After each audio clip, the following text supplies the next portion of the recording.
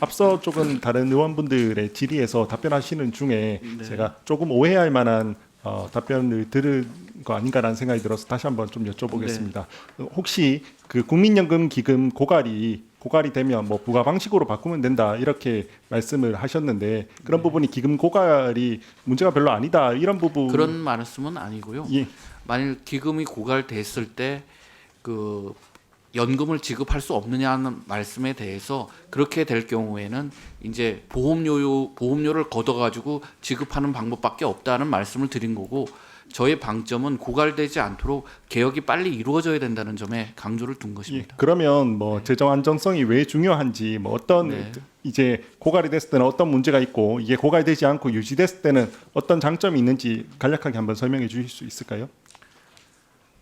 고갈이 되게 되면은 기본적으로 연금이라고 하는 것은 어느 나라에서도 필요한 제도이기 때문에 그것을 유지하기 위해서는 기금의 적립금이 고갈되기 때문에 수입의 상당 부분을 차지하는 기금 수익금이 없어지기 때문에 보험료율이 상승할 수밖에 없습니다. 따라서 기금의 지속 가능성이 위협을 받을 수가 있기 때문에 지금 빨리 서둘러서 개혁을 해야 된다는 것이 정부 입장입니다. 일단은 기금이 이렇게 많이 있으면 조금 네. 전에 말씀도 해주셨는데 네. 기금이 많으면 이 운영 수익으로 그걸 네. 다시 국민들께 환원할 수 있는 장점이 생깁니다. 그렇죠? 네, 맞습니다. 과거보다 지금 1,200조로 지금 네. 증가했기 때문에 우리가 5.5% 수익률을 기대도 할 수 있는 거잖아요. 네, 예. 두 번째는 우리 사회가 지금 인구 구조가 매우 급격하게 변화하는데 네. 이 충격을 완화할 수 있는 기금 장치가 될 수도 있을 겁니다. 이 쌓여 있는 이 기금이요. 네. 그다음에 만약에 기금이 모두 다 소진되면 그때 세금이나 뭐 여러 가지 보험 요율로 이걸 충당해야 되는 거잖아요. 예. 그 부담이 굉장히 커질 겁니다. 맞습니다. 그런 점 때문에 우리가 기금을 지켜야 한다라는 건 중요한 가치라는 거를 다시 한번 우리가 다시 확인하고 이렇게 갔으면 좋겠습니다. 이번 연금 개혁을 하는 이유는 인구 구조 변화 때문이죠. 아마 예. 업무 보고에도 있더라고요. 저출산 고령화 때문에 우리가 지금 이걸 하는 거죠. 근데 저출산 고령화로 인한 연금 개혁이 이번이 첫 번째가 아니죠. 네, 그 동안에는 이제 보험료율 인상보다는 그 소득 대체율 인하를 통해 가지고 그 소진 연도를 계속 연장해 온 걸로 알고 있습니다. 98년도에도 한번 했다고 하고 그 다음에 최근에는 2007년에 한번 했다고 네. 하더라고요. 네. 제가 PPT를 보면서 당시의 논의 과정에 대해서 한번 설명을 좀 드리겠습니다. 당시에 정부안은 그 2007년 이전까지 연금은 보험료율은 9%, 그다음 소득 대체율은 60%였더라고요. 네. 당시에도 이 인구 구조 변화 때문에 연금 개혁을 해야 된다라고 해서 최초의 정부가 낸 안은 더 내고 덜 받자더라고요. 맞죠? 네, 맞습니다. 네, 그때 더 내야 하는 금액은 그러니까 보험료율은 15.9%로 하고 그다음에 받는 금액 소득 대체율은 50%로 내리겠다라고 하는 게 당시 정부의 안이었습니다. 맞죠? 네, 맞습니다. 그렇게 하는 이유는 그렇게 해야지만 인구 구조 변화에서 이런 재정이 안정되기 때문이죠. 그럼에도 불구하고 최종 통과안의 경우에는 우리가 그렇게 되지 보험료율을 올리지 않았죠. 네. 보험료율을 올리지 않고 오히려 기존의 정부 안에 있었던 소득 대체율 50%가 아니라 그걸 훨씬 더 삭감해서 10%를 더 삭감해서 네. 40%로 이걸 통과시켰습니다. 이 이유가 뭐라고 생각하십니까?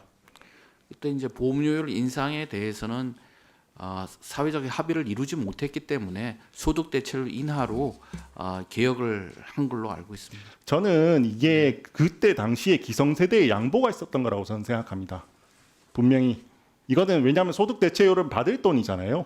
네. 받는 게 임박한 사람들이 이걸 양보해 준 거라고 생각합니다. 왜냐하면 내는 걸 당시에도 분명히 똑같았을 겁니다. 분명히 내는 돈을 많이 내야 되는 사람들이 있었을 거고 이제 곧 있으면 돈을 받아갈 사람들이 있었을 건데 이거는 분명히 그때 당시에 돈을 받아갈 사람들이 그냥 50% 내린 것만로 끝나지 않았잖아요.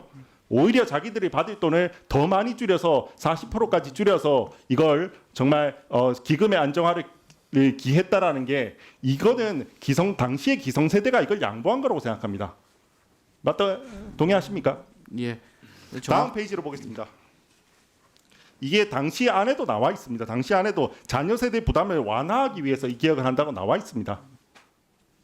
이게 2007년 연금 개혁의 정신입니다. 저는 이번 모수 개혁에서 매우 아쉬운 게 이 정신을 우리가 잃어버렸다는 겁니다. 네, 의원님 저희가 말씀드리고 싶은 거는 최종 통과안을 봤을 때 소득 대체율만 비교하지 마시고 보험료를 인상한 측면도 같이 고려를 좀 해주셨으면 좋겠습니다. 보험료율은 네. 앞으로 향후에 젊은 세대들이 많이 내지 않을까요?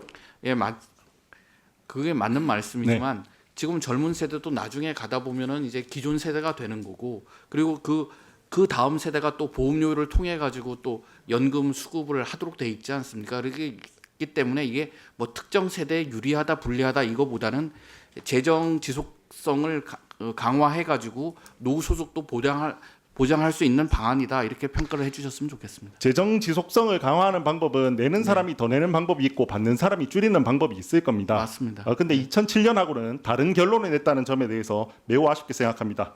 지금 최다에게 연금을 받는 분이 어느 정도 받는지 알고 계십니까? 어느 정도 300만 원 받는 분이 300만 원 받으시고 부부 합산으로는 542만 원 예. 받는 분이 나오셨네요. 네. 이 정도면 충분히 잘 사시는 분들 아닙니까? 그렇죠. 이게 연금이라고 하는 게 중간에 소득 재분배 효과가 있기는 하지만은 그러면 국민이 낸 보험료에 이제 비례하도록 돼 있기 제가 때문에. 장담하는데요. 네. 이분들 집이 있을 겁니다. 자기 소유의 집이 있을 겁니다. 네. 아마 젊었을 때 소득 많으셨을 겁니다. 네. 뭐 이런 분들 중 200만 원 이상 받는 분들 중에 건물 있는 분들도 많으실 겁니다. 그럼 좀 줄여도 되는 거 아닙니까? 뭐 어떤 형태로든 받는 돈을 줄이거나 뭐 연금 소득세를 좀 올리거나 어떤 형태로든 기성세대 또한 이런 재정 안정화에 기여할 수 있는 그런 방안을 찾을 수 있는 거 아닙니까? 예, 의원님 말씀을 고소득층에 한정을 하면 그렇게 볼 수도 있지만은 소득 대체율이 결정이 되면 저소득 근로자나 그다음에 자영업자한테도 적용이 되는 거니까. 구조개혁 단계에서 그런 부분을 충분히 다층화할 수 있지 않나요? 예, 그러니까 구조 개혁이 같이 가야 된다는 말씀을 드리는 겁니다.